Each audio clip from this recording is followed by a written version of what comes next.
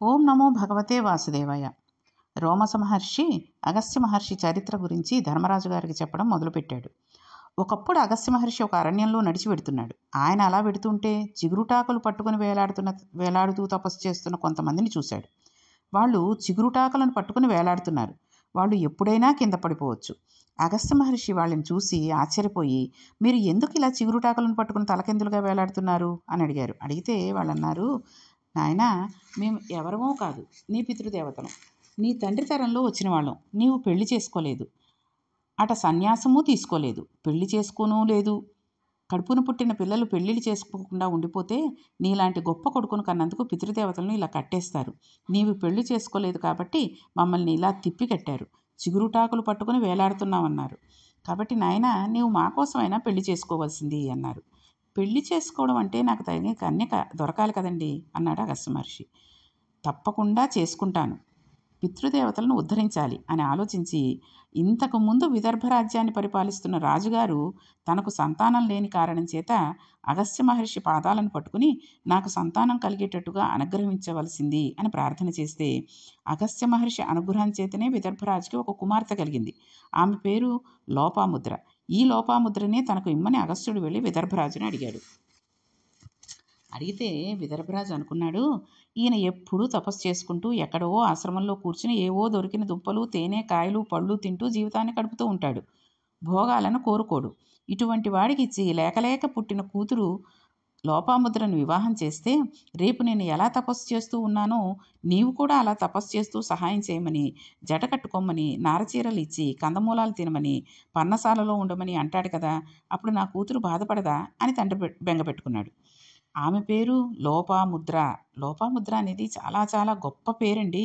ఆమె లోపాముద్ర అనే పేరుని ఎందుకు పొందిందంటే, ఆమె ఏది చేసినా మనం లోపాన్ని అందులో ఎత్తి చూపించలేం. శ్రీనాథుడు భీమాపురాణంలో లోపాముద్ర అన్న నామాన్ని గురించి వ్యాఖ్యానం చేశాడు. ఆమె ఏది చేసినా ఇలా కాకుండా ఇంకోలా చేస్తే బాగుండేదని ఎవ్వరూ అనడానికి వీలు లేకుండా ఏ పనినైనా ఆవిడ చేయగలిగేటటువంటి తల్లి కనుక ఆమెకు లోపాముద్ర అనే పేరు వచ్చింది. ఆవిడ చేసిన పనికి ఎటువంటి లోపం ఉండదన్నమాట.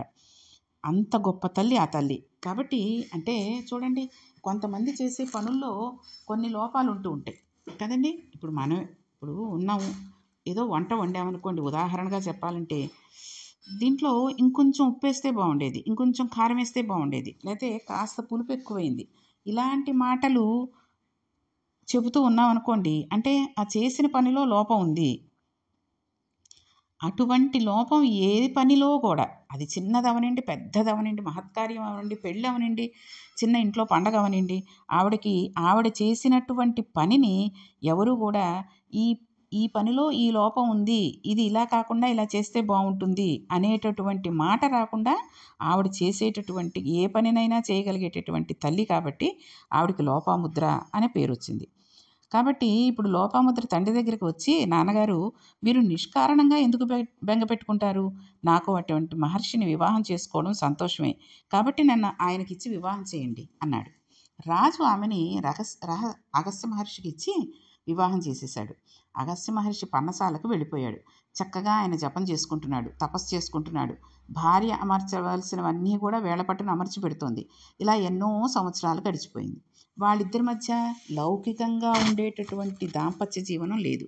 ఆయన తపస్సు చేస్తూ ఉంటాడు, ఆమె ఆయనకన్నీ సమకూరుస్తూ ఉంటుంది. వాళ్ళిద్దరూ అంత పవిత్ర జీవనం గడుపుతున్నాడు. ఒకరోజు ఎందుకో అగస్త్య మహర్షి లోపాముద్ర వంక చూశాడు. ఆయనకు అనిపించింది, ఈమె నా భార్య. ఏ భార్యకైనా ఒక కోరిక ఉంటుంది. భార్య తన భర్తనే తన కొడుకుగా పొందాలని కోరుకుంటూ ఉంటుంది. భర్త తేజస్సుని భార్య మాత్రమే భరించాలని కోరుకుంటుంది. అంతే తప్పితే అన్యుల యందు అది నిక్షేపించబడేది కాదు. ఈమె నా వలన నా రూపాన్ని కొడుకుగా పొందాలని అనుకుంటుంది. నేను వివాహం చేసుకుని చాలా కాలమైంది, తపస్సులో ఉండిపోయాను అనుకుని ఆమెను దగ్గరకు పిలిచి, నీ కోరిక ఏమిటి అని అడిగాడు. అగస్త్య మహర్షి తనకు సంతాన ప్రదానం చెయ్యాలని అనుకుంటుంది అని ఆవిడ చెప్తుంది అని అనుకుంటున్నాడు కదండి. ఆ రకంగానే ఈమె కూడా ఆయన దగ్గరకు వచ్చి అంత ప్రేమగా మాట్లాడేసరికి అగస్త్య మహర్షి తనకి సంతానాన్ని ప్రదానం చెయ్యాలని అనుకుంటున్నాడు అని గ్రహించింది. ఆవిడ అనింది, నేను ధన్యురాలిని, నాకు సంతానాన్ని కటాక్షించాలి అని మీరు మనసులో అనుగ్రహం చేశారు. కానీ నాదొక చిన్న కోరిక. ఇది తపోభూమి, ఇది ఆశ్రమవాసం. నాకు ఒక కోరిక ఉంది. ప్రహుష్టమైన మనసుతో ఉన్నప్పుడే కదా సత్సంతానం కలుగుతుంది. చీనంబరాలు, విశేషమైన ఆభరణాలు నేను పెట్టుకుని ఉండగా, నేను సంతోషంగా అటువంటి అలంకారాలతో ఉండగా మీరు నాతో సంగమిస్తే ఉత్తముడైన కుమారుడిని, వంశానికి పేరు తెచ్చేవాడిని కనాలని నాకు కోరికగా ఉంది అంది. వెంటనే అగస్త్య మహర్షి, తప్పకుండా నీకు అటువంటి ఐశ్వర్యాన్ని సమకూరుస్తాను అన్నాడు. ఆయన ఆమె కోరిన ఐశ్వర్యాన్ని తన తపశ్శక్తి చేత సృజించగలడు. కానీ ఈ పాటి ఐశ్వర్యానికి తన తపశ్శక్తి వృధా చేయడం ఎందుకు? ఏ రాజును అడిగితే ఇవ్వడు అని లోపాముద్ర, నీవు ఆశ్రమంలో ఉండు, నేను వెళ్ళి తీసుకువస్తాను అని లోపాముద్రకు చెప్పి ఈయన శృతర్వుడు అనే రాజు దగ్గరికి వెళ్ళాడు. వెళ్ళి, నాకు విశేషమైన ఐశ్వర్యం, బంగారం పల్లకి, కొన్ని వేల గోవులు, చీనాంబరాలు, ఆభరణాలు, భూషణాలు ఇవ్వవలసింది అన్నాడు. రాజు వెంటనే కోశాగార అధికారిని పిలిచి, ఇంత దానం చేయడానికి మన దగ్గర ఉందా అని అడిగాడు. వెంటనే అగస్త్య మహర్షి, నాకు దానం చేయడం వలన నీవు ఇప్పటివరకు ఎవరిని కాపాడుతున్నావో వాళ్ళని కాపాడడంలో లోటు రాకూడదు.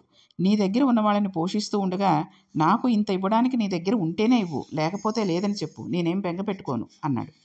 ఇది ధర్మం అంటే. అంతేగాని నువ్వు అప్పు చేసైనా సరే నాకు ఇయ్యి అని అడగలేదు. కాబట్టి ఇప్పుడు కోశాధికారి లెక్కలు చూసి, రాజా, మనకి ఎంత వస్తోందో అంతా ఖర్చు అవుతోంది, మన దగ్గర నిలవ ఏమీ లేదు అన్నాడు. అంటే రాజు నిలవ ఉంచుకోడు. నిలవ ఉంచుకుంటే భోగాలు అనుభవించాల్సి అనిపిస్తుందేమో, ప్రజలకు ఖర్చు పెట్టాలి కదా అని ఆలోచించేవాడు. అందుకని వచ్చింది వచ్చినట్టు రాజు ఖర్చు పెట్టేస్తున్నాడు. నా దగ్గర నిలవలేదు అన్నాడు. అయితే నీవు నాతో రావాల్సింది అని అగస్త్యుడు శృతర్వరుడిని వేరొక రాజు వద్దకు తీసుకువెళ్ళాడు. ఆ రాజు పేరు బ్రధ్నస్సుడు. ఆయన దగ్గరికి వెళ్ళి అగస్త్యుడు ఇదే కోరిక కోరాడు. ఆయన కోశాధికారిని పిలిచి లెక్కలు అడిగాడు. ఆయన మనకు ఎంత వస్తోందో అంతా అయిపోతోంది అన్నాడు. దాంతో అగస్త్యుడు, అయితే నీ దగ్గర పుచ్చుకోను, నీకు లేదు, నాతో రా అని ఇద్దరు రాజులని తీసుకుని త్రసదస్యుడు అనే రాజు వద్దకు వెళ్ళాడు. ఆయనను ఇదే అడిగాడు. ఆయన దగ్గర ఇదే పరిస్థితి అన్నాడు. అంటే ఆ రోజుల్లో రాజులు అంత ధార్మికంగా పరిపాలించేవాడు. వచ్చిందంతా మనం దాచేసుకుని ప్రజలకి ఏదో ఒక 100 కేజీల కందిపప్పు వస్తే ఒక బద్ద ప్రజలకు ఇచ్చి మిగిలిన దంతా మనం దాచేసుకుందాం అనేటటువంటి పరిపాలకులు కాదనమాట ఆ రోజుల్లో రాజులు. కాబట్టి వెంటనే అగస్త్య మహర్షి, నీవు నాతో రా, నీకు ఇప్పిస్తాను, మీ ముగ్గురు రాజులు, బ్రాహ్మణుడైన నేను కలిసి ఐశ్వర్యాన్ని సంపాదిద్దాం రండి అన్నాడు. ఇప్పుడు రాజులు అన్నారు, ఇలా మనం ఏ రాజు దగ్గరికి వెళ్ళినా ఇదే చెబుతారు. ఎందుచేతనంటే అందరూ ధార్మికులే. అరణ్యంలో ఇల్వలుడు అని ఒకడున్నాడు. అతని దగ్గర విశేష ధన సంపత్తి ఉంది. వాడు అధార్మికంగా సంపాదించి ఎవరికీ పనికి రాకుండా దాచేశాడు. ఆ ఇల్వలుడి దగ్గరికి వెళదాం పదండి అన్నారు. వీళ్ళంతా గబగబా ఇల్వలుడు ఉన్న ప్రదేశానికి వెళ్ళారు. ఆ యుగంలో బ్రాహ్మణులకు కూడా మాంసం వండి పెట్టేవారండి. పితృకార్యం అయితే మాంసం పెట్టాలి, కానీ కలియుగంలో బ్రాహ్మణుడు మాంసం తినకూడదు. అందుకే మాంసానికి ప్రత్యామ్నాయంగా మినువులు. అందుకే కలియుగంలో పితృకార్యం చేసినప్పుడు తప్పనిసరిగా గారెలు వండి పెడతారు. అందుకనే పండగలు వచ్చినప్పుడు గారెలు చేసుకోకండి అంటూ ఉంటారు. పితృకార్యక్రమాల్లోనే చేస్తారు, అది మాంసంతో సమానం కాబట్టి అని. అప్పటికి అందులోనూ పరవాన్నం గారెలు రెండు ఒకరోజు అస్సలు చేసుకోకూడదు. పితృకార్యక్రమాలు జరిగేటప్పుడు పరవాన్నం గారెలు తప్పనిసరిగా చేసి పెడుతూ ఉంటారు పిండి వంటల కింద. అవి రెండు ఒక్కరోజు చేయకూడదు అని చెప్తూ ఉంటారు, ఒకే రోజు తినకూడదని. అందుకనే ఆ రోజు ఒకవేళ గారెలు వేసుకోవాలి అనేటటువంటి కోరిక వచ్చినప్పుడు ఎవరైనా సరే అందులో ఉత్తి మినప్పప్పుతోటి కాకుండా కాస్త శనగపప్పు, ఏ పెసరపప్పు ఏదో కలుపుకుని చెయ్యాలి. అలాగే కొంతమంది చూడండి కారం గారెలంటూ పచ్చిమిరపకాయలు, కొత్తిమీర ఇలాంటివి కూడా వేసుకుని చేసుకుంటూ ఉంటారు, అది తప్పులేదు. కాబట్టి ఆ రోజుల్లో మాంసం తినేవాళ్ళు కానీ పితృకార్యాలప్పుడు బ్రాహ్మణుడు కలియుగంలో పితృకార్యం చేసేటప్పుడు గారెలు వండి పెడుతూ ఉంటారు. కాబట్టి ఇల్వలుడు అగస్త్యుని చూసి, అయ్యా, నేడు పితృకార్యం, మీరు భోజనానికి రావాల్సింది అన్నాడు. అగస్త్యుడు సరేనన్నాడు. కానీ కూడా ఉన్న రాజులు, ఇల్వలుడు చాలా ప్రమాదకరమైన మనిషి, వాడికి ఒక పెద్ద కథ ఉంది. వాడికి వాతాపి అని ఒక తమ్ముడు ఉన్నాడు. ఇల్వలుడు ఒకప్పుడు ఒక బ్రాహ్మణుడు వస్తే ఆయనకు భోజనం పెట్టాడు. భోజనం అంతా పెట్టేసిన తర్వాత తినేసి ఆయన వెళ్ళిపోతుంటే ఆయన వెంటబడ్డాడు. వెంటపడి సర్వసిద్ధులు కలిగే మంత్రాన్ని ఇవ్వమన్నాడు. వీడు ప్రమాదకరమైన వ్యక్తి, వీటికి అటువంటి మంత్రాన్ని ఇస్తే లోకాన్ని తినేస్తాడని ఆయన ఇవ్వకుండా వెళ్ళిపోయాడు. ఆయనను మళ్ళీ భోజనానికి పిలిచి ఆ భోజనాన్ని పెట్టేటప్పుడు తన తమ్ముడైన వాతాపిని చంపేసి కూర వండి పెట్టేశాడు. బ్రాహ్మణుడు తెలియక ఆ మాంసాన్ని తినేశాడు. అంటే ఆ మాంసంలో ఎవరున్నారు? వాతాపిని తినేశాడు. పితృకార్యం కదా అని అనుకుని తిన్నాడు. ఆయన తినేసిన తర్వాత ఇల్వలుడు వాతాపి బయటకు రా అన్నాడు. వాతాపికి అలా బయటకు వచ్చేసే శక్తి ఉంది. అంటే వండేసి ఆ ఆహారాన్ని ఉడకపెట్టేసి అంతా చేసినా వాతాపి మళ్ళీ బతికి బయటికి వచ్చేసే ఒక వరం ఉంది ఆయనకి. అటువంటి శక్తి ఉంది. ఈ ఆహారం తిన్న బ్రాహ్మణుడి పొట్ట చీరుకుపోయింది. అప్పుడు ఈ ఇద్దరన్నదమ్ములు కలిపి ఆ బ్రాహ్మణ్ణి తినేశారు. ఇలా వాళ్ళు ఎంతోమంది బ్రాహ్మణులను చంపి తినేశారు. ఇలా తినేస్తాడు కాబట్టి జాగ్రత్త అని చెప్పాడు. అగస్త్యుడు మీకెందుకు బెంక, పెట్టనివ్వండి అన్నాడు. ఆయనకి అన్నీ పెట్టేశాడు. ఆయన అన్నీ తినేశాడు. తిన్న వెంటనే ఆయన పొట్ట మీద చేయి వేసుకుని ఉత్తరాపోసనం పట్టి లేస్తూ జీర్ణం జీర్ణం వాతాపి జీర్ణం అన్నాడు. అగస్త్యుడు పొట్టిగా ఉంటాడు. ఈ బ్రాహ్మణుడు బాగా దిగాడని ఇల్వాలుడు భావించి వాతాపి వాతాపి బయటికి రా అన్నాడు. అగస్త్యుడు అన్నాడు వెంటనే, ఇంకెక్కడ వాతాపి, జీర్ణం అయిపోయాడు అన్నాడు. అందుకే ఇప్పటికీ చంటి పిల్లలకు పాలు పడితే పొట్ట మీద చేయి వేసి జీర్ణం జీర్ణం వాతాపి జీర్ణం అంటూ ఉంటారు తల్లులు. అందులో ఏ జీర్ణకారి పదార్థం ఉన్నా మనకి జీర్ణమైపోతుంది కాబట్టి అగస్త్య మహర్షి అనుగ్రహం అది కలిగింది కాబట్టి నీకు కూడా కలుగ్గాక అని పిల్లలు పొట్ట మీద రాస్తూ ఉంటారు. మనం కూడా చూడండి, పెళ్ళిళ్ళకి పేరెంటాలకి వెళ్ళినప్పుడు కాస్త భోజనం ఎక్కువగా చేస్తూ ఉంటాం కదండి.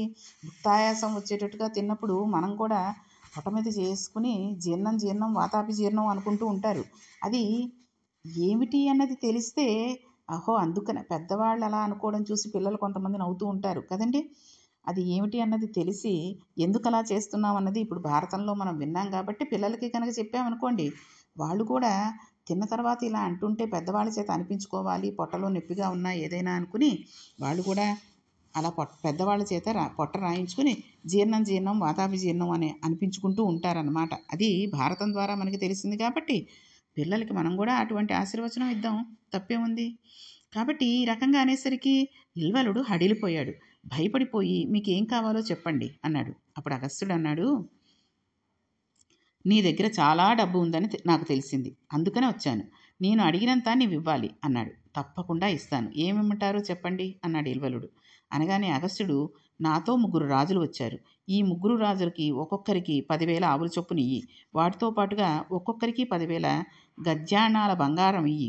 వారికి ఇచ్చిన దానికి రెట్టింపు నాకు ఇవ్వు అన్నాడు. అనగానే 20,000 గోవులను 20,000 గజ్జాణాలని బంగారాన్ని అగస్త్యునికి ఇచ్చాడు.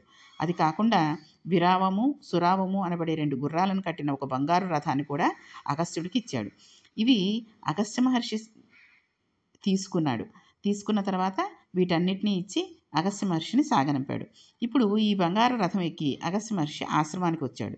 వచ్చి లోపాముద్రని పిలిచి, లోపాముద్ర, నీకు కావలసిన నగలు పెట్టుకో, నీకు నచ్చిన చీనాంబరాలు కట్టుకో. ఇప్పుడు మనకు 20,000 గోవులు ఉన్నాయి. బంగారు రథం ఎక్కి విహారం చేద్దాం రా. సంతోషంగా ప్రహుష్టంగా మనం ఇద్దరం కలవాలని అన్నావు కదా అని అగస్త్య మహర్షి లోపాముద్రతో కలిసి వివాహారం చేసి వచ్చాడు. వచ్చిన తర్వాత అగస్త్యుడు అడిగాడు, లోపాముద్ర, నీకు ఎటువంటి కొడుకు కావాలో చెప్పు. 10 మందితో సమానమైన 100 మంది కొడుకులు కావాలా? 100 మందితో సమానమైన 10 మంది కొడుకులు కావాలా? 1000 మంది కొడుకులు కావాలా? 1000 మందికి సమానమైన ఉత్తముడైన ఒక కొడుకు కావాలా? ఎవరు కావాలో అడుగు అన్నాడు. అడిగితే లోపాముద్ర అంది, ఎందుకయ్యా అంతమంది కొడుకులు? ఎంతమంది కొడుకులు ఉంటే మాత్రం ఉపయోగం ఏమున్నది? 1000 మందితో సమానమైన ఒక్క కొడుకుని ఇస్తానన్నావే, అటువంటి కొడుకు వేదాంగాలన్నీ తెలుసుకోగలిగినవాడు, మహాపుణ్యాత్ముడు, గొప్ప శీలం ఉన్నవాడు, మన వంశం అంతా ఎవరి వలన తరిస్తుందో అటువంటి కొడుకు నీ వలన నాకు కావాలి అంది. అగస్త్యుడు, తప్పకుండా నీకు అనుగ్రహిస్తాను అన్నాడు. లోపాముద్రాదేవికి మహానుభావుడైనటువంటి కుమారుడు జన్మించాడు. ఈ భూమి అంతా కూడా వెలిగిపోయేటట్టుగా సూర్యభగవానుడితో సమానమైన తేజస్సు కలిగిన వాడు దృఢస్యుడు అనబడే ఒక కుమారుడు జన్మించాడు. ఆ కుమారుడు 4 వేదములు, వేదాంగములు, వాటి తాత్పర్యములతో, వాటి రహస్యాలతో తెలుసుకున్నవాడై నిరంతరము వేదమంత్రములను జపం చేసే మహాపురుషుడైనాడు. లోకానికి కీర్తి తేగలిగిన వాడు ఎవరు జన్మిస్తే లోకాలన్నీ కూడా విపరీతమైన ఖ్యాతిని పొందుతాయో అటువంటి మహాద్భుతమైన కుమారుడిని లోపాముద్రాదేవి కన్నది. దానిచేత అగస్త్యుని వంశం అంతా కూడా తరించింది. అంత గొప్ప కొడుకును కని ఆ తల్లి అగస్త్య మహర్షి సంతోషించారు. అటువంటి మహానుభావుడు అగస్త్యుడు ఆయన వేరువేరు చోట్ల నివసించి ఆశ్రమ ప్రాంగణాలని తీర్థయాత్రలందు ఉన్నాడు కాబట్టి ఆయన నివసించిన చోట్ల ఉండేటటువంటి ఆశ్రమ ప్రాంగణాలని తీర్థయాత్రలందు కూడా మనం సేవించదగినవి అని చెప్పి రోమస్ మహర్షి ధర్మరాజు గారికి చెబుతున్నాడు. కాబట్టి చూడండి, ఎప్పుడైతే తన వంశంలో ఉన్నటువంటి పితృదేవతలందరూ ఆ చిటారు కొమ్మను పట్టుకుని వేలాడుతూ ఉంటే అంతటి అగస్త్యుడు కూడా వివాహం చేసుకోవాలి, లేకపోతే ఈ పితృదేవతలకి విమోచనం ఉండదు, వాళ్ళు ఉన్నత లోకాలకి వెళ్ళరు, ఉత్తమ గతుల్ని పొందరు అని తెలుసుకున్నప్పుడు వివాహం చేసుకున్నాడు. అందుకనే ఈ రోజుల్లో చాలామంది అబ్బబ్బా నాకు పెళ్ళేంటి, నేను పెళ్లి చేసుకోను అనేస్తున్నారు. అటువంటి మాటలు అనకూడదు. తల్లిదండ్రులను ఉద్ధరించడానికి పితృదేవతలని అంటే పితృదేవతలు అంటే తాతలు ముత్తాతలు వీళ్ళందరూ కూడా వంశంలో ఉన్నటువంటి వాళ్ళందరినీ కూడా ఉద్ధరించడానికి, వాళ్ళకి ఉన్నతమైన స్థితిలో వాళ్ళు పొందడానికి కూడా తప్పకుండా వంశం నిలబెట్టడానికి కూడా వివాహం చేసుకోవాలి. అందుకనే వివాహం చేసుకునే ఘడియలు దగ్గరికైనప్పుడు భగవంతుడు ఎవరో ఒకరి చేత ఆశీర్వచనం చేయిస్తుంటారు. శీఘ్రమేవ కళ్యాణ ప్రాప్తిరస్తు అంటారు. వాళ్ళు మంచి బుద్ధితో మనస్ఫూర్తిగా ఆశీర్వదిస్తే వాళ్ళకి ఆ సంవత్సరంలో పెళ్ళైపోతూ ఉంటుంది. అటువంటిప్పుడు కనుక ఈ పిల్లలు అక్కర్లేని మాటలు మాట్లాడుతూ నాకు ఇప్పుడప్పుడే వద్దు, ముందు సెటిల్ అవ్వాలి, సెటిల్ అయిన తర్వాత చేసుకుంటాను, మీరు అలా ఆశీర్వదించకండి అంకుల్ అంటూను. ప్రతి ఒక్కళ్ళు అంకుల్లో ఆంటీలే కదండి ఈ రోజుల్లోనూ.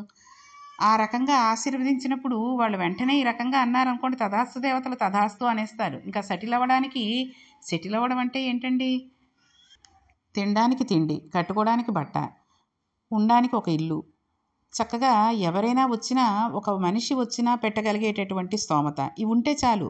అంతేగాని 4 ఇళ్ళు, 4-5 కారులు, 2 స్కూటర్లు, ఒంటి నిండా బంగారం, వచ్చే ఆవిడకి కట్టుకోవడానికి ఓ 15-20 చీరలు అన్నీ సంపాదించి ఇంటెడు సామాగ్రి, ఇంట్లో కావలసిన సమస్త వస్తువులు నువ్వు ఉపయోగించుకోవడానికి కావాల్సినటువంటి నెయిల్ కట్టర్ దగ్గర నుంచి, ఏసీల దగ్గర నుంచి అన్నీ కూడా సమకూర్చుకున్నాక పెళ్లి చేసుకుంటాను అంటే అప్పటికి నీకు 50 ఏళ్ళు వచ్చేస్తాయి. ఇంకప్పుడు పెళ్లి చేసుకుని ఏంటండి ఫలితం? కాబట్టి ఎప్పుడు చేసుకోవాల్సిన విషయాలు అప్పుడు జరిగిపోవాలి. పెళ్లి జరగవలసిన వయసులో 25-28 సంవత్సరాలలోపు మగవాళ్ళకి, 20-23 సంవత్సరాలలోపు ఆడవాళ్ళకి పెళ్ళిళ్ళు జరిగిపోవాలి. పిల్లలు అలాగే అంటారు, వాళ్ళకి నచ్చచెప్పాలి. భారతంలో జరిగిన ఇటువంటి విషయాలన్నీ కూడా చెప్పి ఎందుకు పెళ్లి చేసుకుంటారు, ఎందుకు కాపురాలు చేస్తారు, ఎందుకు పిల్లల్ని కంటారు, ఎందుకు ఒకళ్ళనొకళ్ళు అర్థం చేసుకొని ఎప్పుడూ సఖ్యతగా ఉండాలి దంపతులన్నాక అనే విషయాలని చెప్పి పెళ్ళిళ్ళు చేయాలి. అంతేగాని పెళ్లి చేసినప్పుడు ఎంతమందిని పిలిచాం, ఎంత గొప్పగా ఆర్భాటం చేసాం, ఎన్ని రకాల తిండి పదార్థాలు పెట్టి వాళ్ళకి ఆ భోజనాలు పెట్టాం, ఎన్ని రకాల స్నాక్స్ ఇచ్చాం, ఎంత గొప్ప గొప్ప చీరలు పెట్టాం, ఇలా ఎంత గొప్ప గొప్ప బట్టలు కట్టాం అనేటటువంటి విషయాలు తెలుసుకోవడానికి పెళ్ళిళ్ళు చేయకూడదు. అవతల పెళ్ళి కొడుకు పెళ్ళి కూతురు ఎటువంటి విషయాలను చెప్పాలి వాళ్ళకి, ఏ విషయాలు చెప్పినందు వల్ల వాళ్ళ దాంపత్యాలు బాగుంటాయి, పెళ్ళైన ఏడాదిలోపే విడాకుల దాకా వెళ్ళిపోకుండా ఉంటారు, నీ దారి నీది నా దారి నాది అని అనుకోకుండా ఉంటారు, అత్తమామల్ని తల్లిదండ్రుల్ని గౌరవిస్తారు అనే విషయాలు కనుక మనం చెప్పి పెళ్లి చేస్తే అగస్త్యుడు లోపాముద్రాదేవి ఉన్నటువంటి సంతోషమైన దాంపత్యాన్ని ఎలా అనుభవించారో అలాగా మన పిల్లలు కూడా అలా అనుభవించడానికి కారకులం అవుతాం. కాబట్టి వాళ్ళని కూడా చక్కటి దాంపత్యంగా అందరూ కూడా వాళ్ళ గురించి గొప్పగా చెప్పుకునేటట్టుగా తీర్చిదిద్దుతాం. కాబట్టి ఈ రకంగా రోమస మహర్షి అగస్త్యుడి గురించి చెప్పిన తర్వాత ఆయన చరిత్రని ఇంకా చెప్పడానికని ధర్మరాజు గారితోటి ఏ ఏ రకంగా చెప్పాడు అనేటటువంటి విషయాలన్నింటినీ కూడా మనం రేపు తెలుసుకుందాం.